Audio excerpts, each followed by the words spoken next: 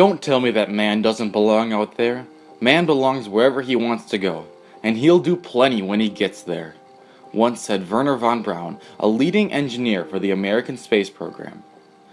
This craving held true for both the United States and the Soviet Union, as the battle to design the best weapons and rocket technology was beginning to heat up as preparation for a seemingly inevitable war between the two global superpowers. Each country feared the other, and it felt to be an absolute necessity that they were technologically superior to one another. This international conflict sparked the strive for innovation. Tensions and conflict between the United States and the Soviet Union during the Cold War caused an influx of national cooperation on both sides towards advancements in space technology. And as time progressed, international cooperation would become increasingly evident and successful. What began as a competition for the most technologically advanced rocket technology soon grew an ambition, quite literally, to the stars.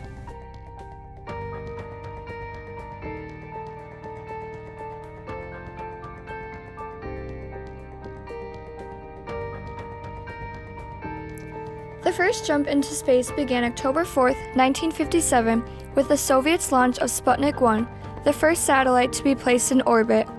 Shortly after, on November 3rd, Sputnik 2 was launched with the small dog Laika, the first space traveler.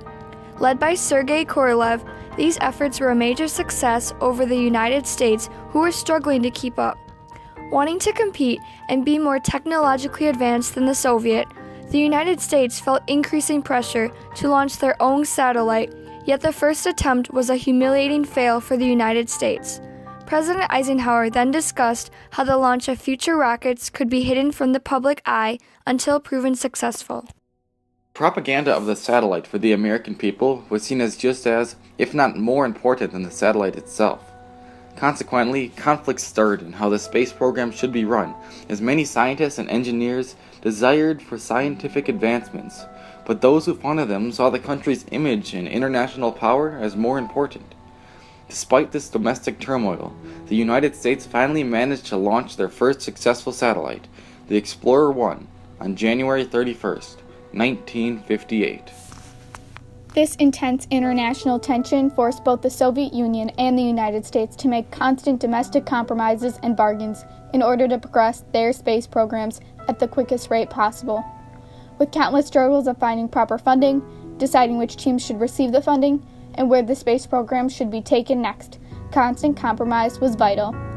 In addition, complex moral decisions frequently had to be made about whether it was worth it to risk a failed mission and the possible loss of a human life in order to complete a milestone before the rivaling country. Many times launches were fast-tracked, and at times at a great cost of human life.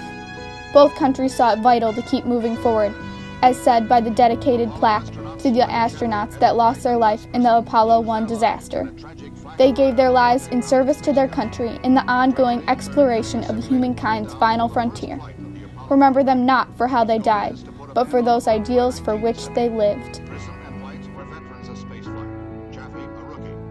In May 1961, John F. Kennedy made his famous speech to Congress, which brought the country's ambitions to a whole new level. He announced his desire to land a man on the moon by the end of the decade and to return him safely back to Earth.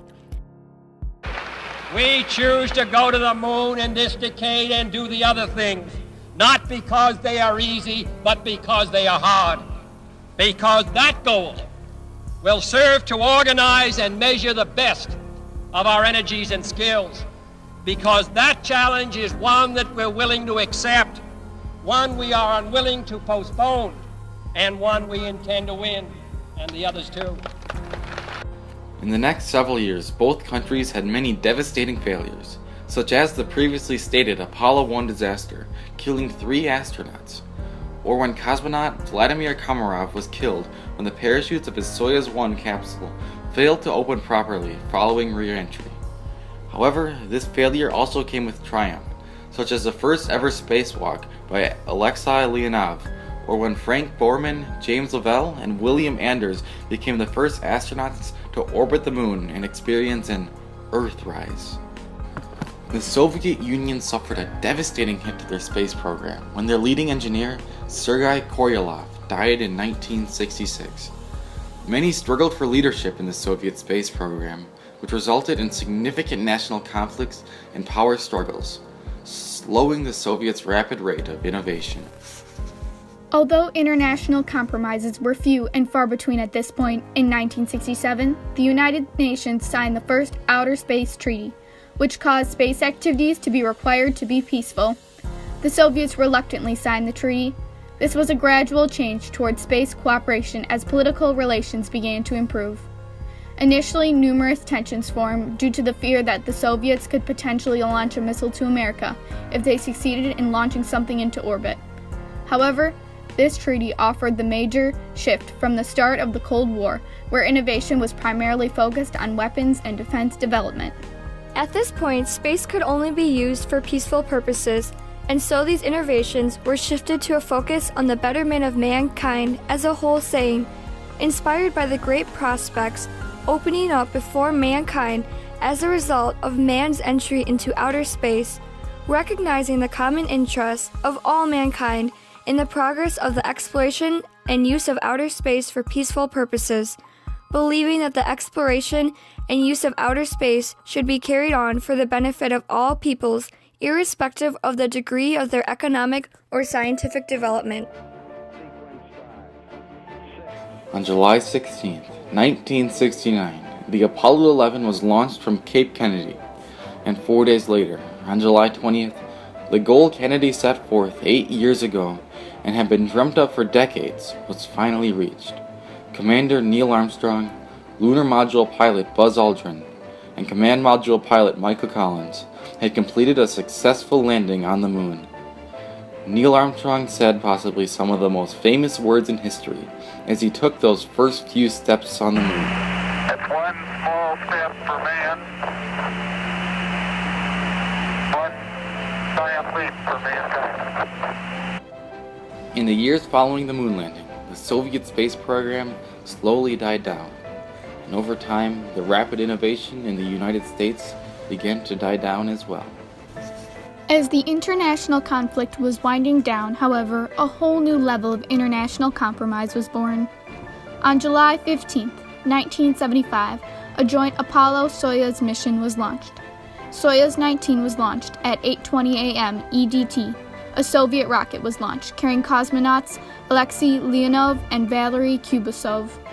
Apollo followed after being launched at 3:50 p.m., carrying Thomas Stafford, Vance Brandt, and Donald Slayton. Both the Soyuz and Apollo vehicles achieved an innovative hard dock on July 17th at 12:12 p.m. The hatches between the two vehicles were opened at 3:17 p.m., and the two space crews warmly greeted each other with a handshake. The combined crews conducted many science experiments together and had lunch. This was the first instance of true international cooperation and planted the seeds to a brighter future of an international identity in space. The bitter rivalry between the United States and the Soviet Union brought forth a whole new level of innovation to the world. Both countries were forced to work through constant domestic conflicts and complications, and cooperate for the betterment of the country as a whole. Furthermore, although initially sparse, international cooperation shifted the goal of technology in space from weapons and defense to the betterment of mankind as a whole. It would have been impossible for space technology to have come as far as it has without both the United States and Soviet Union, and international cooperation has followed for some innovations beyond any singular nation's capabilities.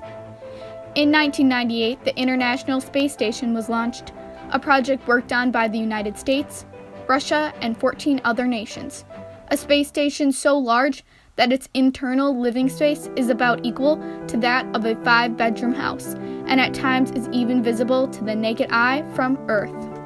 The ISS remains relevant to critical and breakthrough research to this day, and is a symbol of the capabilities of what can be accomplished with international cooperation, a symbol of hope that one day humanity can work together and someday reach the stars.